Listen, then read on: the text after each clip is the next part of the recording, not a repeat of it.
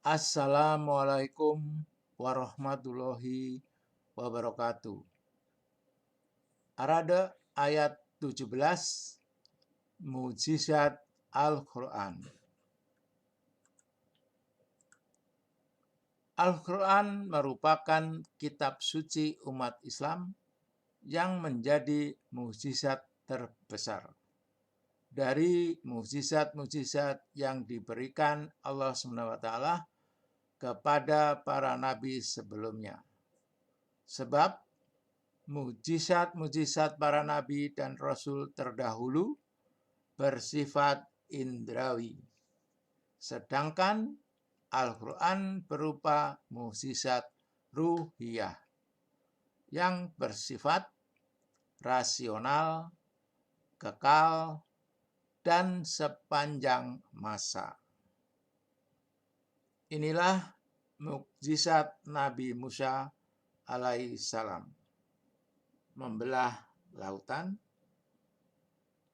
bersifat indrawi, ini hanya sesaat dan hanya Allah yang menurunkan atas kejadian yang dialami oleh Nabi Musa. Inilah mukjizat Nabi Muhammad yang bersifat indrawi, yaitu membelah bulan.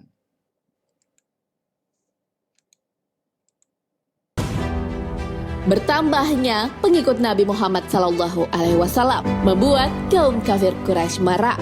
Mereka pun melakukan berbagai cara agar para pengikut Nabi berkurang. Salah satu cara yang ditempuh adalah meminta hal yang tidak masuk akal. Tentunya itu dilakukan untuk menyudutkan Rasulullah SAW. Tantangan kaum kafir Quraisy untuk menjatuhkan Nabi Muhammad SAW adalah dengan meminta membelah bulan. Mereka menyuruh Rasulullah membelah menjadi dua bagian bulan yang sedang bersinar. Rasulullah SAW pun berdiri, kemudian mengarahkan tangannya ke bulan. Bulan pun terbelah menjadi dua, satu bagian di gunung yang satu, dan bagian yang satunya lagi ada di gunung yang lain.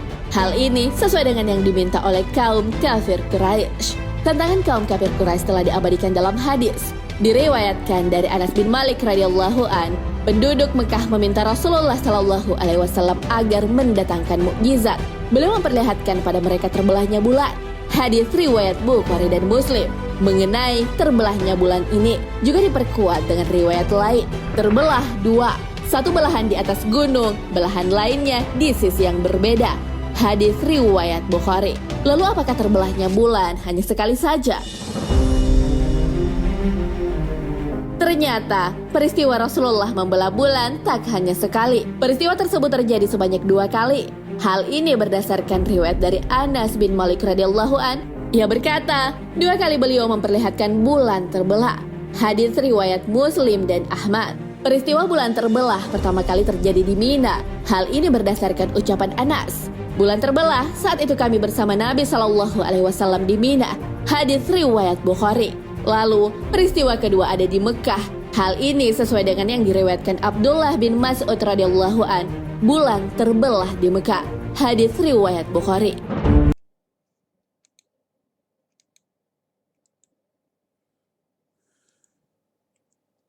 Mukjizat indrawi diturunkan oleh Allah langsung kepada Nabi yang sedang mendapat tantangan dari umatnya, termasuk Nabi Muhammad SAW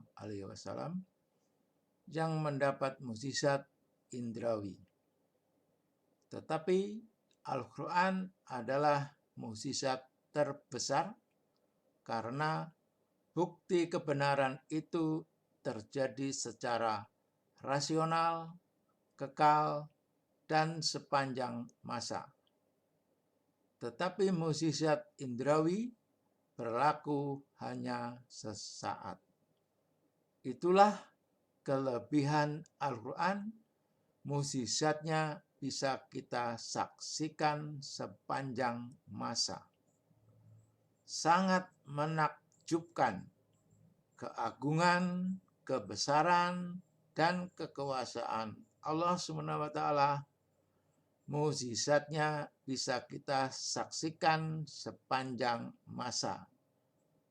Sedangkan sangat berbeda dengan mukjizat indrawi, kita hanya dengar dari sejarahnya saja, karena sifatnya hanya sesaat kejadiannya.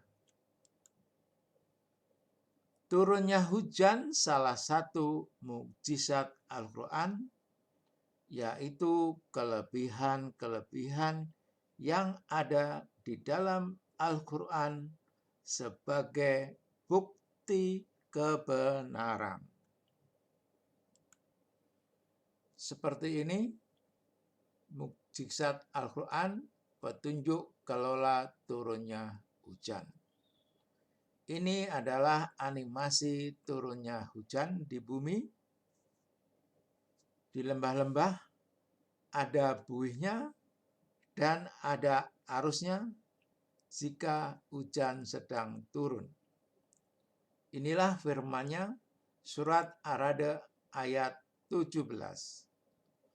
Allah telah menurunkan air hujan dari langit, maka mengalirlah air di lembah-lembah menurut ukurannya. Maka arus itu membawa buih yang mengambang. Demikianlah Allah membuat perumpamaan bagi yang benar dan yang batil. Nah, ini sesuai surat Al-Baqarah 185. Ini adalah petunjuknya yang menunjukkan untuk manusia dari kesesatan. Ayatnya ada buihnya, ini adalah kebenaran, firman-Nya sama dengan ciptaannya. Jadi dalam ciptaannya yang turun hujan, buihnya ada, kemudian dalam firman-Nya buih yang mengambang juga ada. Jadi cocok, ini kebenaran di dalam Al-Quran, bukti kebenarannya. Seperti itu, mukjizat Al-Quran. Kemudian, mukjizat Al-Quran, tadi petunjuknya, kemudian sekarang penjelasan-penjelasannya, itu keterangan yang nyata. Jadi barangnya ada, ini firman selanjutnya berupa penjelasan. Adapun buih itu akan hilang sebagai sesuatu yang tak ada harganya. Nah, buih ini faktanya akan hilang karena tertiup angin. Ini cocok, firman-Nya cocok dengan faktanya atau ciptaannya. Inilah bukti kebenaran mukjizat Al-Quran. Ini adalah kelola hujan yang salah. Dalam Al-Quran surat Al-Baqarah 185 yang ketiga substansinya adalah pembeda. Yang membedakan menurut hukum-hukum yang hak sebagai pemisah antara yang hak dan yang batil. Nah, ini yang batil. Kelola hujan yang salah. Firman-Nya sama dengan ciptaannya. Buih hilang. Kemudian kelola hujan yang benar, mukjizat Al-Quran, ini penjelasannya. Adapun yang memberi manfaat kepada manusia, maka ia tetap di bumi. Kemudian ciptaannya atau peristiwa alamnya, hujan meresap, tetap di bumi. Nah, inilah bukti kebenarannya. Firman-Nya cocok atau sama dengan ciptaannya. Ini benar. Nah, itulah cukup jelas petunjuk Allah untuk menunjukkan dari kesesatan yang batil dan yang benar. Ini saya rangkum kesimpulannya. Demikianlah Allah membuat perumpamaan bagi yang benar dan yang batil. Nah, ini kalau secara ilmu hidrologi ini adalah infiltrasi. Penjelasannya, adapun yang memberi manfaat kepada manusia maka ia tetap di bumi. Ini yang benar. Nah, kalau infiltrasi akan menetap di bumi, inilah yang dimanfaatkan oleh manusia untuk minum, memasak, dan lain-lain karena dibuat sumur atau resapan lainnya. Kemudian ini seperti ini adalah run-off secara ilmu hidrologi. Penjelasan dalam surat Ar-Ra'd, adapun buih itu akan hilang sebagai sesuatu yang tak ada harganya. Ini yang batil. Nah, ini juga run-off ini akan hilang, mengalir ke drainase ke sungai ke laut. Selama hujan turun, run-off ini hilang. Seperti buih tadi. Ini adalah batil atau salah. Atau kalau kita melakukan seperti ini, menurut petunjuk dari Allah, itu adalah sesat. Kemudian hadisnya, surat Ar-Ra'd ayat 17, sesungguhnya perumpamaan petunjuk dan ilmu yang Allah mengutus padaku adalah seperti air hujan yang menimpa bumi. Hadis Bukhari dan Muslim yang diriwayatkan oleh Abu Musa al-Asy'ari. Nah, seperti ini, kalau sedang turun hujan, hanya ada dua parameter yang bisa dikelola oleh manusia, run-off dan infiltrasi. Run-off ini terjadi jika hujan jatuh ke lapisan keras atau kedap air. Infiltrasi terjadi jika turun di daerah-daerah resapan, hutan, taman, dan lain-lain. Inilah hadis pertamanya. Di antara ada sebagian bumi yang menerima air itu, lalu menumbuhkan rumput dan tanam-tanaman. Ini benar. Nah, seperti ini kalau turun hujan, langsung rumput-rumput itu akan tumbuh dengan sendirinya. Nah, ini adalah di lapisan unconfined aquifer atau water table. Lapisan bumi sesuai hadis Nabi, unconfined aquifer. Nah, ini water table inilah yang bisa diambil oleh manusia jika membuat sumur-sumur. Di situ ada air tanah yang kelihatan dalam sumur itu. Itulah batas elevasi air water table-nya. Kemudian hadis yang kedua, ada pula tanah yang tandus, hanya menyimpan air saja, lalu Allah memanfaatkan air itu kepada manusia yang meminumnya dan mempergunakannya untuk mengairi kebun-kebun tanamannya dan ladang-ladangnya. Nah, ini yang benar. Ada dua tadi lapisan tanah yang benar. Ini adalah lapisan confined aquifer. Ini meresap menjadi air tanah. Firman-Nya, adapun yang memberi manfaat kepada manusia, maka ia tetap di bumi. Nah, tadi manfaatkan air itu kepada manusia yang meminumnya. Cocok antara hadis dengan firman. Nah, inilah lapisan tanah yang bisa menyerap atau menyimpan air hujan. Itu adalah hadis yang kedua, lapisan bumi sesuai hadis Nabi, confined aquifer. Kemudian yang hadis ketiganya, ada pula sebagian tanah yang keras, tidak dapat menyimpan air karena letaknya miring dan tidak menyerap air, sehingga tidak menumbuhkan tanaman apa-apa. Kalimat hadis dalam nomor 3 ini sangat persis dengan fakta kejadiannya di bumi ini.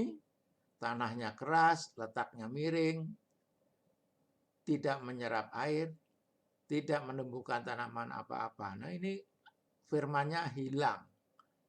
Jadi tidak terbuang sia-sia. Nah, seperti ini juga di dalam pegunungan, miring, keras, ini langsung terbuang ke laut. Inilah yang batil. Firman-Nya, adapun buih itu akan hilang sebagai sesuatu yang tak ada harganya. Nah, ini juga hilang, ngalir ke drainase ke sungai, sungai ke laut. Selama hujan turun, ini hilang. Itulah yang batil, petunjuk untuk manusia menghindari kesesatan. Al-Baqarah 185, petunjuk untuk manusia. Demikianlah penjelasan saya. Terbukti kebenarannya, fungsi firman-Nya cocok dengan ciptaannya, dan bersifat rasional, kekal, sepanjang masa. Karena itu adalah mukjizat Al-Quran. Kalaulah hujan yang batil dan yang benar, sesuai petunjuk Allah SWT, sudah saya jelaskan secara hukum-hukum Allah antara yang hak dan yang batil, supaya manusia tidak sesat.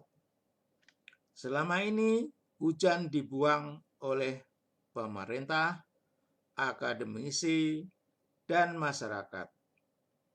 Indonesia seharusnya menjadi contoh untuk dunia karena negara yang mayoritas penduduknya Muslim.